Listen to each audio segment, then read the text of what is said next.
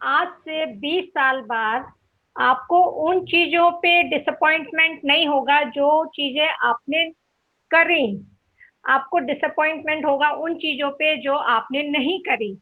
So come out of your comfort zone, throw away the shackles and sail away from safe harbors and explore, dream, discover and stay happy. Welcome to Art of Happiness, and I'm Ranjana. And with our guest, we are going to deconstruct the tools of happiness. आज के हमारे guest हैं, उन्होंने NIT से, national institute of technology Bhopal से production engineering में graduation किया। And he being crazy about travelling and adventure, और ग्रेजुएशन के बाद उन्होंने अपना बैकपैक उठाया, एक कैमरा उठाया और निकल पड़े ट्रैवलिंग के लिए। और उन्होंने पूरा इंडिया, कश्मीर से लेके कन्याकुमारी और कच्छ से लेके कोहिमा तक ट्रैवल कर लिया। He is traveler, he is explorer, he is visual storyteller, और वो अपने आप को बंजारा कहलाना पसंद करते हैं। वो है घुमक्कड़, भुक्कड़, भुल्लक्कड़, बंजारा Varun Namdev. Welcome Varun to Art of Happiness. Thank you so much ma'am. Varun, आपके जो फेसबुक की टैगलाइन मैंने देखी, भुल्लक्कड़, बुक्कड़, बंजारा, तो आप ट्रैवलर हैं तो घुमक्कड़ और बंजारा तो हमें समझ आता है, लेकिन ये भुक्कड़ और बुल्लक्कड़ की क्या कहानी है, ये हमें बताइए। तो बेसिकली मैं क्या मतलब बहुत सारे लोगों से मिलता हूँ इस दौरान, ट्रैवल करते टाइम भी, और जनरली सोशलाइजेशन के टाइम पे भी काफ़ी लोगों से मिलता हूँ। तो मुझे कई बारी नाम याद नहीं रहते लोगों के, मतलब मुझे सारी उनकी कहानियां याद हैं, उनके चेहरे अच्छे से याद होते हैं, और फोटोग्राफर हूँ तो चेहरे ज़्यादा दिमाग में बने रहते हैं, लेकिन नाम मैं भूल जाता हूँ। तो उस पार्ट की वजह से मैंने अपना जो बायो मैंने फेसबुक पे लिखा था वहाँ मेंशन कर दिया था भुलक्कड़, ताकि कभी किसी से कॉन्वर्जेशन हो तो उसको ये दिमाग में रहे कि हाँ भाई इसको आदत है, ये नाम भूल जाता है। तो ये है। और भुक्कड़ की बात है तो खाना पीना बहुत पसंद है, और हर जगह कहीं भी घूमने जाते हैं तो हर जगह का अपना कल्चर है, तो कल्चर में फूड बहुत इंपॉर्टेंट रोल प्ले करता है। जी।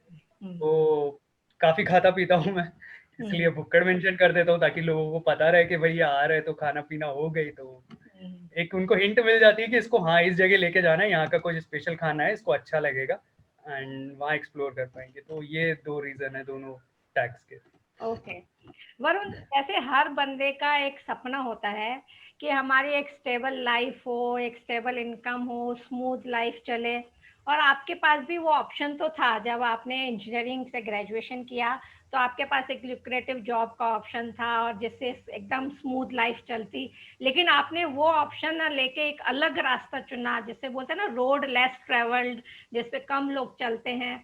तो उसकी कहानी बताइए कि कहाँ से शुरू हुआ।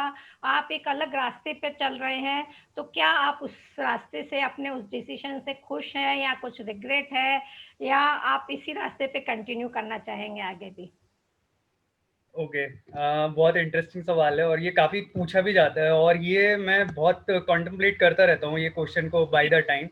हम्म। तो जैसे जैसे टाइम निकलता जा रहा है मैं इस डिसीजन से काफ़ी खुश हूँ, और सेम चीज़ फॉलो करना चाहता हूँ कि एक जॉब सेटअप 9 to 5 वाली चीज़ में जाके और लाइफ स्पेंड करना, वो थोड़ा सा मेरे लिए खुद को टफ लगता है। मैंने ट्राई भी किया है, ऐसा नहीं है।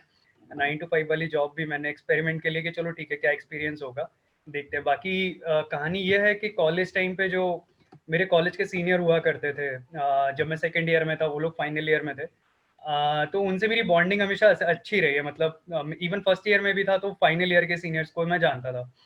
तो जब ये लोग पास आउट होके जॉब ज्वाइन करते थे और अपने एक्सपीरियंस शेयर करते थे फ़ोन पर, तो कॉलेज टाइम पे जब मैं इनसे मिलता था तो इनमें एनर्जी लेवल अलग होता था, एक हैप्पीनेस लेवल अलग होता था, कंटेंट फील होता था और बहुत सारी चीज़ें।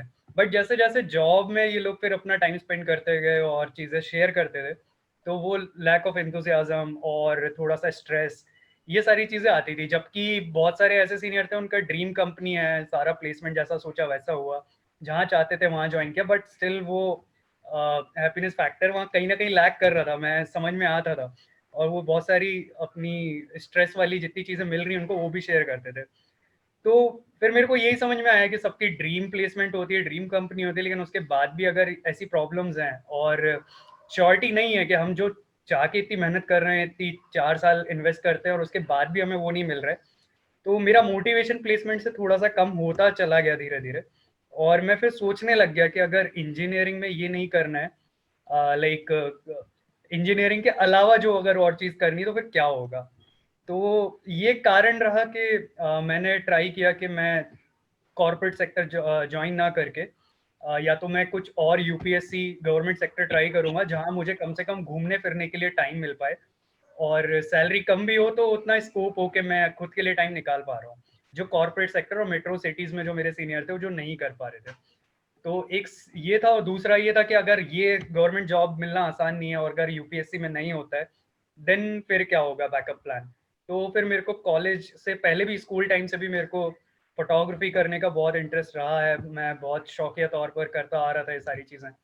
तो फिर मैंने सोचा कि ठीक है, लोग कर ही रहे हैं, ऐसा नहीं है कि रोड लेस ट्रैवल्ड है, काफ़ी सारे लोगों ने किया है मेरे से पहले भी, और काफ़ी मेरे करीबी दोस्तों ने भी मुझे इंस्पायर किया ऐसी चीज़ें कर करके। तो मेरे को ये तो पता था कि कुछ ना कुछ हो ही जाएगा, तो ठीक है दोनों में से कोई एक चीज़ तो पकड़ ही लेंगे। तो कॉलेज के बाद फिर यूपीएससी का एग्ज़ाम दिया, और 1 साल से ज़्यादा मैं वेस्ट करना नहीं चाहता था, तो रिजल्ट का वेट ना करके मैंने ट्रैवल चालू कर लिया अपना, और कैमरा हमेशा साथ रहता था तो मैंने ट्रैवल फोटोग्राफी भी सीखना शुरू कर दिया, वेडिंग शूट्स करना शुरू कर दिया ताकि किसी से मुझे पैसे ना लेने पड़े ट्रैवल के लिए, एंड सो ऑन चलता गया। रिजल्ट पॉजिटिव नहीं आया यूपीएससी का, एंड वही मेरे लिए टर्निंग पॉइंट था कि ठीक है दिस इज डन, एंड जो अब जो बैकअप प्लान है उसी को लेके आगे बढ़ते हैं, and photography as a art field explore करते हैं।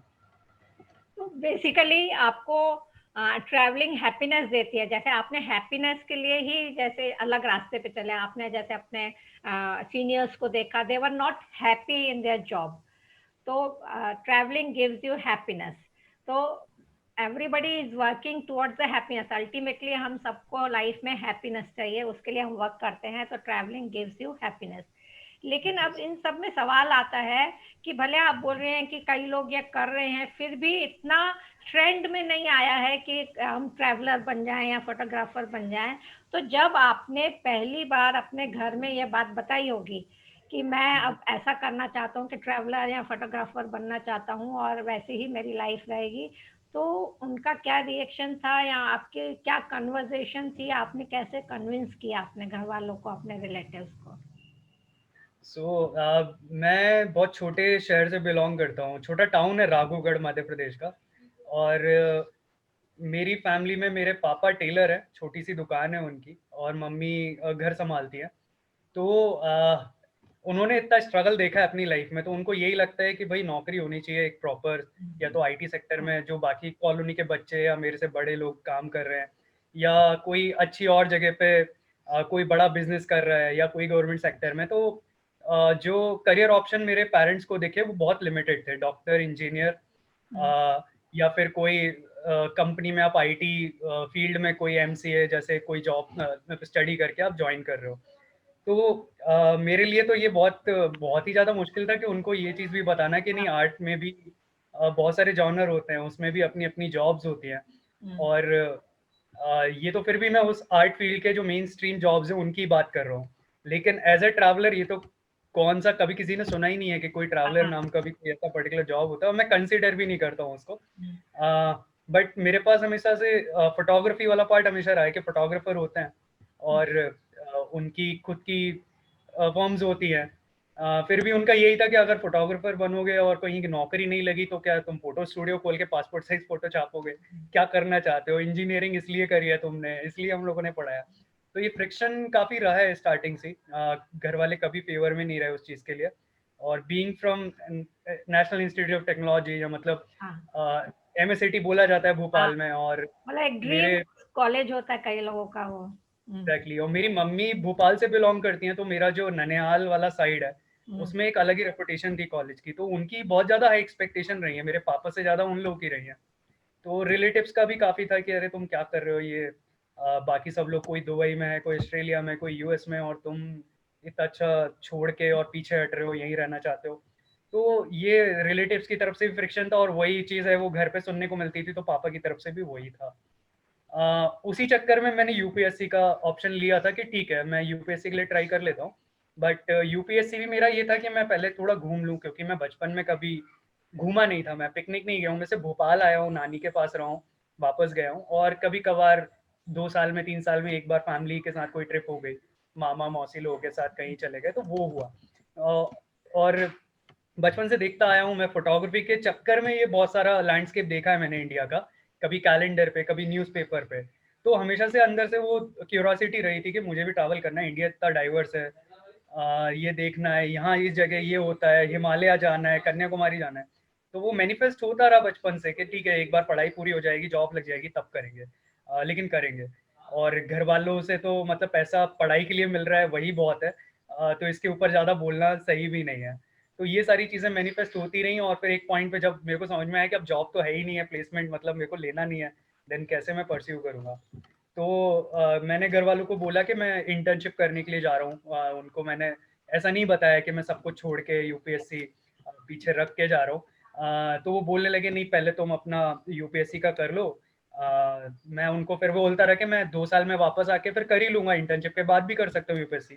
तो ये हमेशा से माना गया है हम लोग के कल्चर में, फैमिलीज में होता ही है, एक माइंडसेट है कि अगर आपने कहीं एजुकेशन में कहीं 1 साल का गैप कर लिया तो आप बहुत पीछे चले जाते हो, आपको जॉब्स नहीं मिलती, यूनिवर्सिटी में एडमिशन नहीं मिलता है। तो घर वाले फोर्स करते रहे कि तुम्हें जो करना है करना, लेकिन ये तुम एग्जाम दो। और घर वालों को भरोसा था कि मैं एग्जाम क्रैक कर लूंगा, क्योंकि मैं हमेशा से पढ़ाई में अच्छा रहा हूँ।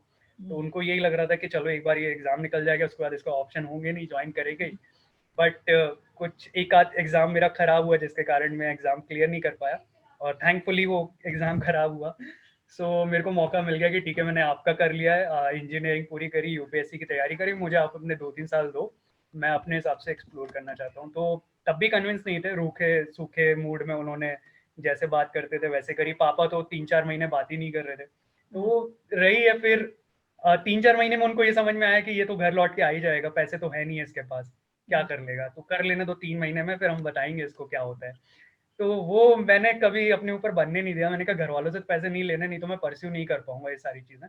तो मैं छोटे छोटे wedding shoot, pre wedding shoots करने लगा, वहाँ से पैसा आने लगा, उसको मैं अपने एजुकेशन लोन में देने लगा। बाकी जो बचता था पैसा मैं ट्रैवल में लगाने लगा। ट्रैवल के लिए ज़्यादा पैसा बचता नहीं था, तो मैं लोकल ट्रेन में ट्रैवल करता था। और गाँव से बिलोंग करता हूँ, छोटे रूरल एरिया से, तो मेरे को जनरल डब्बे का एक्सपीरियंस है पहले से, तो मैं वो कंफर्टेबल था। तो कई बारी मैं पैसे नहीं भी होते थे तो बिना टिकट बैठ के जाता था, और कई बार पकड़ाया भी गया हूँ। तो ऐसे करते करते बस ये था कि घर वापस नहीं जाना, नहीं तो बैंड बज जानी है, मतलब इतना इतना बड़ा डिसीजन ले रहे हैं तो करना है। उस तरीके से ये चीज़ें चलती गई। धीरे धीरे घर वाले कन्विंस होते गए कि अपने पैरों पे खड़ा, अपने अपने उससे कर रहा है, एजुकेशन लोन खुद से चुका रहा है, ट्रैवल करने का या जो भी इंटर्नशिप कर रहा है वो पैसा अपने हिसाब से निकाल रहा है, तो ठीक है, देखते हैं, करने दो, हो सकता है कुछ अच्छा हो जाए। ऐसे करते करते मुझे प्रोजेक्ट्स मिलते गए। यूनिसेफ के साथ एक प्रोजेक्ट किया, अंश हैप्पीनेस सोसाइटी के थ्रू, उसकी एक फोटो बुक लॉन्च हुई, तो उससे और न्यूज़ मीडिया में भी मेरा नाम जाने लगा, तो घर वालों को, रिलेटिव्स को, सबको दिखने लगा, तो धीरे धीरे ऑटोमेटिकली मेरे काम से ही कन्विंस हो गए फिर। Okay, very good. जैसा आपने बोला कि आपने बचपन में इतना नहीं घूमा था और अभी आपने पूरा इंडिया घूम लिया है, तो आपको कितने साल लगे कि आपने कितने सालों में पूरा इंडिया घूम लिया है? तो जब मैं ये बोलता हूँ कि मैंने पूरा इंडिया घूमा है, उससे मेरा मतलब ये होता है कि मैं हर स्टेट में जा चुका हूँ, वहाँ के एटलीस्ट एक एक दो दो शहर मैंने देखे हैं, क्योंकि इंडिया अपने आप में इतना बड़ा है कि कोई 20-25 साल भी यहाँ निकाले तो वो ये नहीं कह सकता कि 100% इंडिया घूम लिया है। तो मेरा जब ये था कि मैं जब एक्सप्लोर कर रहा था चीज़ें कि मैं कहाँ से शुरू करूँ, क्या करूँ, 2014 के बाद, 2014 के बाद मैंने निकलना शुरू किया। 2015 में मैं बैंगलोर गया था अपने फ्रेंड से मिलने। सब वहाँ पर जॉब कर रहे थे, सब आईटी सेक्टर कॉर्पोरेट्स में थे। तो मैं उनके पास जाता था और 2-3 दिन स्पेंड करता था। फिर वीकेंड्स पे उनके साथ रहता था, वीकडेज में वो लोग नहीं रहते थे। तो वीकडेज में फिर मैंने सोचा क्या करूँ, तो मैंने डिसाइड किया कि ये लोग अब सैटरडे को फ्री होंगे, आज मंडे है, तो मैं यहाँ से पौंडीचेरी चला जाता हूँ, पौंडीचेरी घूम लूंगा और उसके बाद वापस आ जाऊंगा वीकेंड पे। तो मैं ऐसी पौंडीचेरी चला गया घूमने, वहाँ पौंडीचेरी में ऑरोविल में रुका, 2 दिन वहाँ घूमा। तो मेरे को अच्छा लगने लगा कि नए लोग मिल रहे हैं मेरे को। ऑरोविल में ऐसे ही लोग भी मिले जो फुल टाइम ट्रैवल कर रहे हैं, अच्छे अच्छे लेवल पे एजुकेशन किया है उन्होंने, बट वो एक्सपेरिमेंटल लर्निंग, नए आर्ट फॉर्म सीख रहे हैं, एक्सप्लोर कर रहे हैं। तो वहाँ से मुझे मोटिवेशन मिला कि बहुत लोग करते हैं, मतलब ऐसा नहीं है कि मैं इकलौता हूँ या ये ऐसा सिर्फ सोचता हूँ, और लोग सोचने के अलावा कर भी रहे हैं। पौंडीचेरी के बाद फिर मैंने डिसाइड किया कि मैं बैंगलोर वापस ना जाके कन्याकुमारी जाता हूँ, क्योंकि बहुत नीचे आ ही गया हूँ। तो मेरा टाइम सेव हो जाएगा, ज़्यादा दूर है भी नहीं है कन्याकुमारी यहाँ से। तो मैं कन्याकुमारी चला गया, और वहाँ कन्याकुमारी से घूमने के बाद एक जो ये स्वामी विवेकानंद मेमोरियल है, वहाँ एक बच्चा मैप बेच रहा था इंडिया के, और वो बोल रहा था कि आप मैप खरीद लो और मेरे को कुछ खाने के लिए पैसे मिल जाएंगे इसी बहाने। तो मैंने मैप तो मेरे को खरीदना था नहीं, मैंने कहा ठीक है तुम, मैं इडली खुद खा रहा था, मैंने कहा तुम एक प्लेट खा लो, तुम भी ले लो।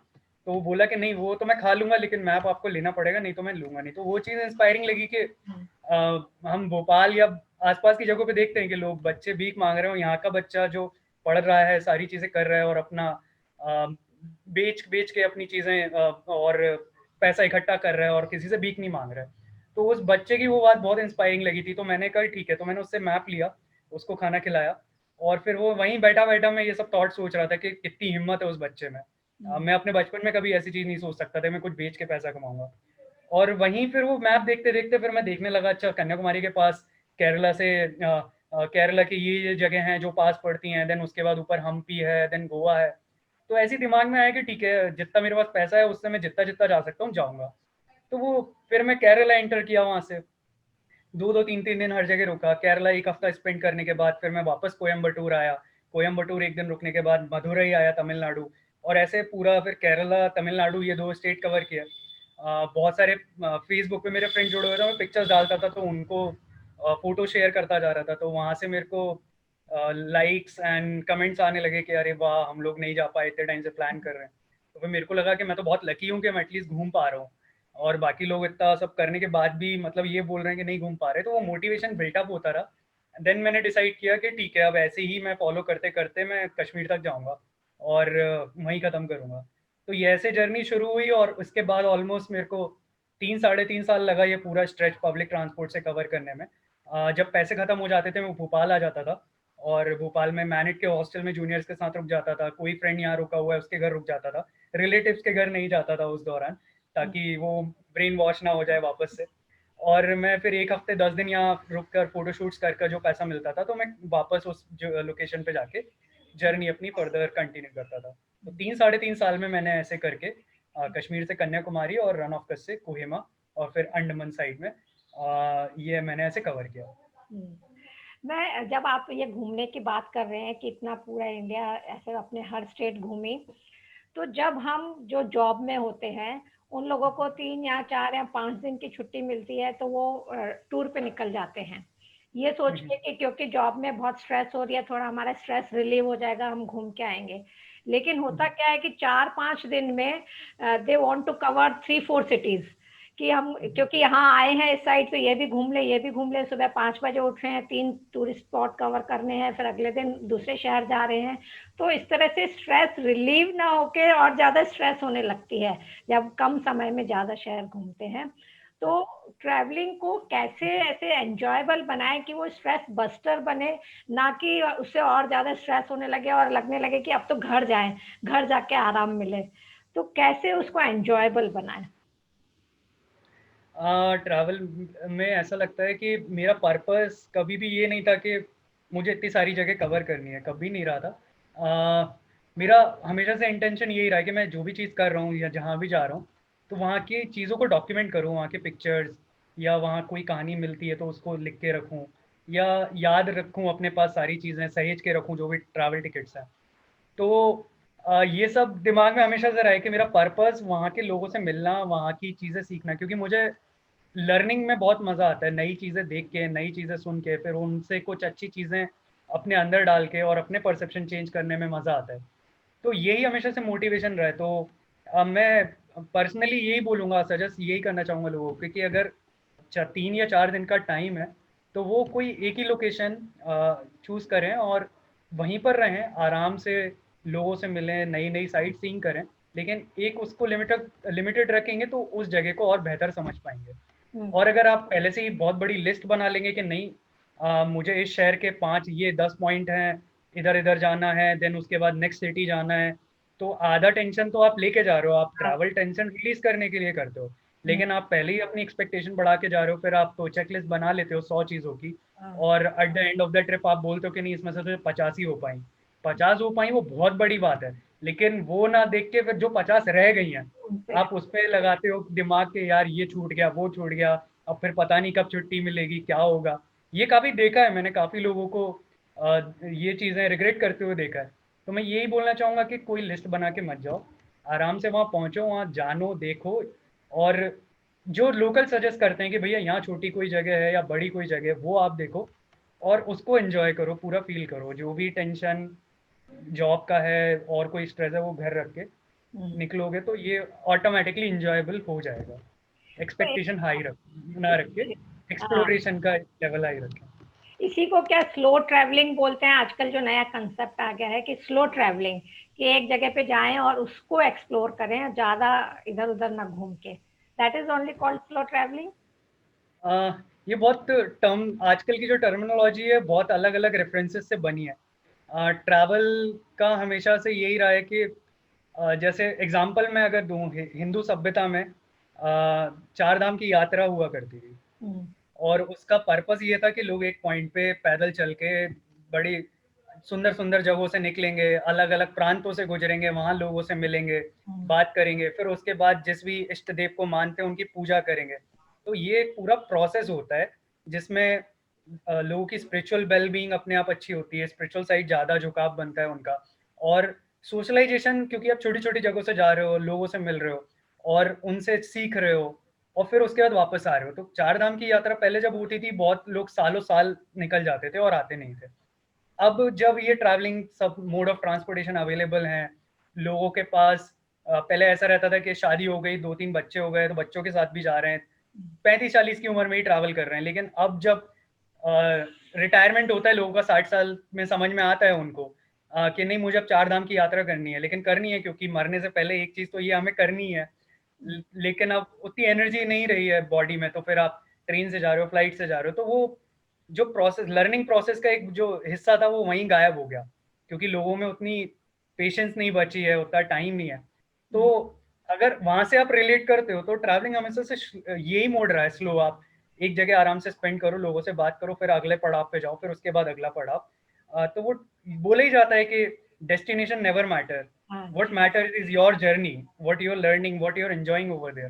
तो ये सारी चीजें मैं मतलब अगर बताऊं तो slow traveling is a slow process. It's not a just go and come back. It's not like your office, you reach there at 9 p.m. and start doing your work, then come back at 6. It's not that process. So मेरे लिए slow travelling और travelling दोनों बराबर है। अच्छा वरुण, मैं थोड़ा एक अलग हटके सवाल पूछूंगी। मैं आपके इंस्टाग्राम पोस्ट देख रही थी, तो आपका एक पोस्ट मैंने देखा जिसमें आपने अपने डिप्रेशन के बारे में लिखा हुआ है, तो जी। वो कब हुआ और क्या ट्रैवलिंग ने आपको हेल्प करी उससे कोप करने में, या किसी और चीज की मदद मिली, या कैसे आपने डिप्रेशन पहचाना और कैसे उससे कोप किया, वो बताइए हमें।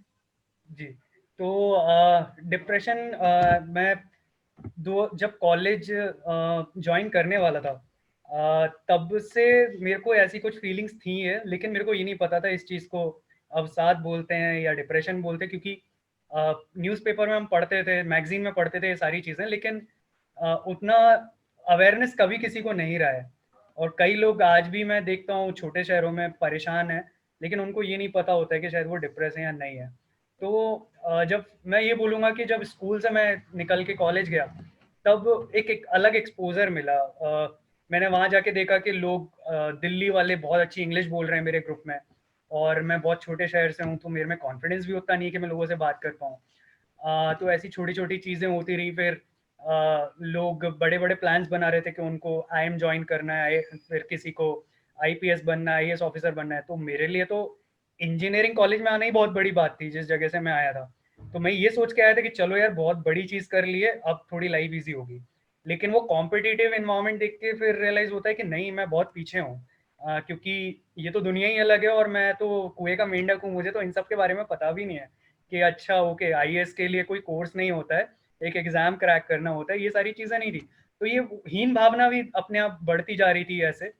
और प्रेशर जब बढ़ता गया फैमिली की तरफ से भी और कॉलेज में भी जब प्लेसमेंट्स आए, तो शायद वो फर्स्ट ईयर का एक फेज था जहाँ मैं हीन भावना के कारण डिप्रेशन में था और इंट्रोवर्ट था। देन सेकेंड ईयर में मैंने खुद को थोड़ा बेटर किया, मैं डांस करता था, मैं सेकेंड हैंड बाइक खरीद ली थी तो मैं घूमने निकल जाता था। तो ये सारी चीज़ें उतना इफेक्ट नहीं करती थी, मैं इंजॉय और करने लगा था चीज़ों को। फर्स्ट ईयर में रिस्ट्रिक्शन रहता है कि आप नहीं जा सकते हो कई जगहों पर, रैगिंग का डर है, कुछ प्रोटोकॉल्स हैं सीनियर्स के वो फॉलो करने ही हैं, तो उतना बाहर नहीं मिलता था। वो थॉट बनते जाते थे अंदर कि नहीं ये करना है वो करना है, प्रेशर फील हो रहा है। तो तब मेरे को रियलाइज़ नहीं हुआ, लेकिन थर्ड ईयर में जब मैं था और प्लेसमेंट्स की हम तैयारी कर रहे थे, उसी के पहले मेरी बाइक भी चोरी हो गई थी। तो बाइक चोरी होना मतलब घर से तो बैंड बजने वाली बात है कि अब पापा बोलेंगे लो तुम बाइक भी चोरी करके बैठे हो अब, और वो बड़ी मुश्किल से तो सेकंड हैंड बाइक ली थी और अब ये भी। तो वो एक थॉट और मेरे दिमाग पे हैम्बर करता रहा 15-20 दिन। तो मैं काफ़ी ज़्यादा डिप्रेस हो गया उन चीज़ों को लेके, मैं लोगों से खुल के ना बात कर पा रहा हूँ, पेरेंट्स से भी बात नहीं कर रहा हूँ। Although my parents were supportive कि चलो चोरी हो गई कोई बात नहीं, मिल जाएगी दूसरी ले लेंगे ऐसा वैसा, बट स्टिल एक मन में वो हो जाता है, डर बैठ जाता है। तो तब कुछ चीज़ें समझ में आई मुझे, जब मैं बहुत बीमार पड़ गया, मेरी भूख पूरी जा चुकी थी, मैं 2-2 3-3 दिन तक खाना नहीं खा रहा था और मुझे कॉन्स्टिपेशन भी होने लगे। देन फिज़िकल उसमें निकल के आई चीज़ें, तब मामा जी के थ्रू मैं ट्रीटमेंट लिया।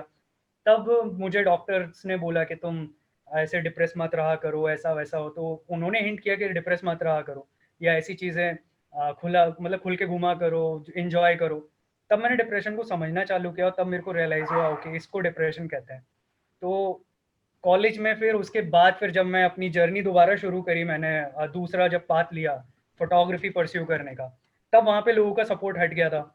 मेरे सारे दोस्त अच्छी-अच्छी जगह प्लेस थे, तो उनका उनसे जब बात करो तो पैकेजेस की बात हो रही है या फिर जीआरई दे के वो बड़े दूसरे देशों में पढ़ाई करने जा रहे हैं, वो हो रहा है और मैं यहाँ पे कोई दूसरी चीज़ कर रहा हूँ, तो डिमोटिवेशन भी मिल रहा है, पेरेंट्स भी सपोर्ट नहीं कर रहे हैं, रिलेटिव्स भी अलग तरीके से समझाने की कोशिश कर रहे हैं। तो मैं कट ऑफ करने लगा था कि नहीं मुझे जो करना है वो करना है, तो मैं लोगों से कट गया था, बात करना कम कर दिया था ताकि मैं नेगेटिव थॉट्स लेके ना आऊँ, डिमोटिवेटेड फील ना करूँ। तो वो कट ऑफ करने के कारण, सोशलाइजेशन कम होने के कारण, क्योंकि कॉलेज में जब था तो वहाँ मेरे दोस्त होते थे हमेशा, कुछ ना कुछ बात करके मूड लाइट हो रहा है या बहुत सारी चीज़ें कर रहे हैं, लेकिन कॉलेज जैसे ही खत्म हुआ मैं बहुत अकेला हो गया उस टाइम पर।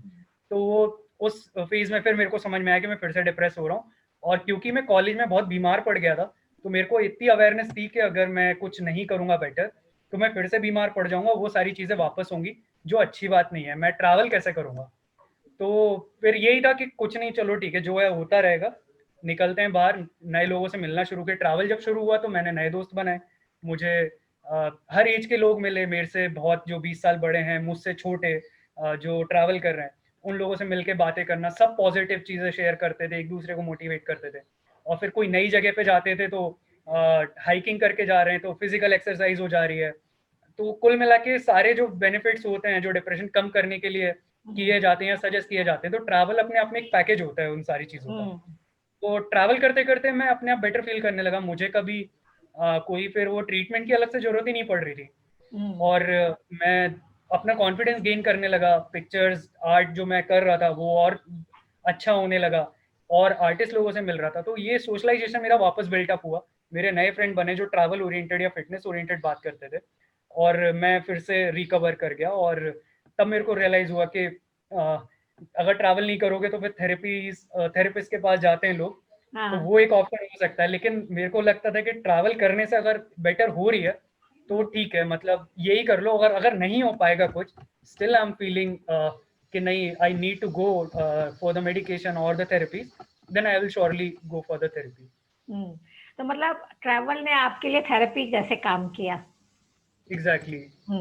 तो आप जो अगर किसी को मैसेज देना चाहे, अगर जैसे कि आज के माहौल में बहुत सारे डिप्रेशन के केसेस बढ़ रहे हैं, तो आप अपने एक्सपीरियंस से कुछ मैसेज देना चाहें एक लोगों को डिप्रेशन के बारे में कि कैसे उससे कोप करें, तो आपका क्या मैसेज होगा? पहला तो मेरे पर्सनल एक्सपीरियंस में मेरे को यही लगता है कि आजकल कॉम्पिटिटिवनेस हर जगह, चाहे वो पढ़ाई हो, चाहे करियर हो, या स्पोर्ट्स हो, कोई भी चीज़ हो, बहुत ज़्यादा होती है। तो मैं ये सजेस्ट करना चाहूँगा कि वो कंपटीशन को ना देखें, खुद को बेटर करने के लिए जैसे भी खुद की जितनी कैपेसिटी हो उस हिसाब से खुद को आंकें, दूसरों से कंपैरिजन ना करें और जो भी कर रहे हैं, चाहे वो जॉब हो, पढ़ाई हो, खेल-कूद हो, कुकिंग हो, जो भी चीज़ हो, उसको एन्जॉय करते-करते करें। पहला स्टेप तो यही बोलना चाहूँगा। दूसरा, जहाँ भी लगता है कि लाइक ज़रूरत है कि किसी थेरेपी सेंटर पे जाना है या किसी थेरेपिस्ट के पास जाना ही पड़ेगा, तो बिल्कुल जाएँ और उसके लिए आप अपने दोस्तों से, क्योंकि कोई ना कोई हमारे आस-पास थेरेपी ले रहा होता है, तो वो हमको कॉन्फिडेंस देके और सजेस्ट कर सकता है चीज़ें। तो उन लोगों से बात करें, अपने आप को एक्सप्रेस करने की कोशिश करें कि आप लो फ़ील कर रहे हैं या आप ऐसा फ़ील कर रहे हैं और you need to meet some therapist और या किसी थेरेपी सेंटर जाना है, तो दोस्तों की मदद लें, उनको बोलें, वो आपको मोटिवेट करेंगे। ये 2 चीज़ तो बेसिक हो गई हैं, इसके अलावा अगर लगता है तो मैं यही कहना चाहूँगा कि a healthy mind lives in a healthy body. तो अपनी फिज़िकल फ़िटनेस पे ज़्यादा काम करें, उसको एन्जॉय करें, तो काफ़ी हद तक ये जो ओवरथिंकिंग वाला पार्ट हो गया, खुद में हीन भावना आने वाला पार्ट हो गया, ये कम हो जाते हैं। तो ये हमारी लाइफ़स्टाइल बेटर करते हैं और डिप्रेशन दूर रखता है। अब वरुण, मैं आपसे एक आखिरी सवाल करना चाहूंगी कि आपने इतनी ट्रैवलिंग करी है, तो which is the most important life lesson you have learn from travelling? Okay, तो ट्रैवल करने से मेरे को जो लाइफ लेसन्स मिले हैं वो बहुत सारे हैं। जो सबसे बेस्ट जो मेरे को समझ में आता है वो ये है कि अ, कोई चाहे पढ़ा लिखा हो या ना हो, एज में बड़ा हो, छोटा हो, हर इंसान में कुछ ना कुछ एक अच्छी क्वालिटी होती है और उसका कुछ पर्टिकुलर एक्सपीरियंस होता है जो एक बहुत हेवी लर्निंग बुक की तरह होता है। अगर आप बुक भी नहीं पढ़ पा रहे हो, उस इंसान की स्टोरी सुन के अगर उससे इंस्पायर होके कुछ अपनी लाइफ में अप्लाई कर पा रहे हो, तो ये बहुत बड़ी चीज़ है। लेकिन वो तभी हो पाएगा जब लोगों को आप खुद से कम आँकना बंद करेंगे या लोगों को जज करना कम करेंगे और अपना एक परसेप्शन बना के चल लेते हैं कि नहीं, गाँव के लोग ऐसे होते हैं, अनपढ़ होते हैं, कुछ नहीं आता है इनको, जो भी है मेट्रो सिटी में, मुंबई में रहने वाला बेस्ट है। या ये सिर्फ एग्जांपल है, ऐसे वो हर जगह आप देख सकते हो। तो किसी को कम ना समझ के उसको उतनी इम्पोर्टेंस देके, उसको उतनी रिस्पेक्ट देके उसको सुनना और उससे जहाँ-जहाँ हो सके वो सीखना। अगर वो उतना एक्सेप्टेंस आप में आ जाएगा तो आपकी लाइफ एक अलग लेवल पे बहुत सॉर्ट होने लगेगी और आपको बहुत बेटर फील होने लगेगा। तो यही मेरे को लगता है कि कोई चाहे वो जगह हो, चाहे कोई इंसान हो, कोई भी चीज़ हो, वो जानवर भी हो सकता है, किसी को अपने आप से कम ना समझ के उसको उतना ही म्यूचुअली रिस्पेक्ट करें और अ, जितना कम अपना कंपैशन दिखा सकते हो उतना कंपैशन दिखाएँ और जितना सीख सकते हैं सीखें। हम्म, तो मतलब आप ट्रैवलिंग हमें सिखाती है कि हमें हमारी लाइफ को, या हमारे आसपास लोग हैं या जानवर भी हैं, तो उनको एक्सेप्ट करें और उनसे कुछ ना कुछ सीखें, क्योंकि सब हर कोई चीज हमें कुछ ना कुछ सिखा रही है। तो ट्रैवलिंग हमें सिखाता है टू बी ओपन माइंडेड, कि हम ओपन माइंडेड हों और एज अ लर्नर रहें through out life. Exactly. Thank you, Varun, so much for joining us and giving us tips for the happiness. क्योंकि आपने जो कुछ भी डिस्कस किया, we have connected that with the happiness, कि कैसे ट्रैवलिंग में भी हैप्पीनेस मिलती है, या इवन ट्रैवलिंग ने आपको हेल्प किया डिप्रेशन से बाहर निकालने में भी। Thank you so much for joining us, Varun. Thank you ma'am, thank you for inviting me for the talk and I wish you all the best. आगे भी और जो सीरीज़ होने वाली है उनके लिए, एंड आई होप जो आपका इनिशिएटिव है हैप्पीनेस प्रोजेक्ट, वो हर जगह पहुँचे और बाकी और लोगों को हेल्प करे। Thank you so thank you. much. Thank you. Bye.